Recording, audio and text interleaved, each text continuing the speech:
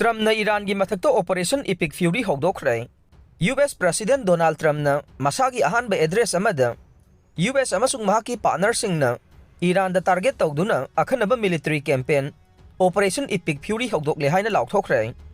Haukiba pung kuntraga taruk asida American forcingna Revolutionary Guard facilities air defense amasung ke naval SS yauna mafam chamada attack tawkhre. Minute khara khaki manungda Iran gi hima panamasung naval facility ama mangan khre haina Trump na claim tawkhe. Trump na stunning declaration ama da haikibade Iran gi ahanba supreme leader Ayatollah Ali Khamenei sire amasung Iran gi top military commander kaya amasu hatkre haina claim tawkhe.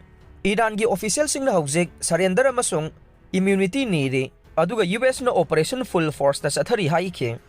Mahakna hai president na confirm tawkibade action asida US service member ahum sikhre. Makoi sikhiba sigidamak laman khumgane. Sathariba campaign asi nuclear weapon amasung long range missile capability thingba ngamna bagidamak laukhatpa ne. Trump na Iran gi security forcing bo khulai thadokna ba amasung Iran gi miyam na makhoi gi lamdam bo amuga na launa ba appeal tawkhe.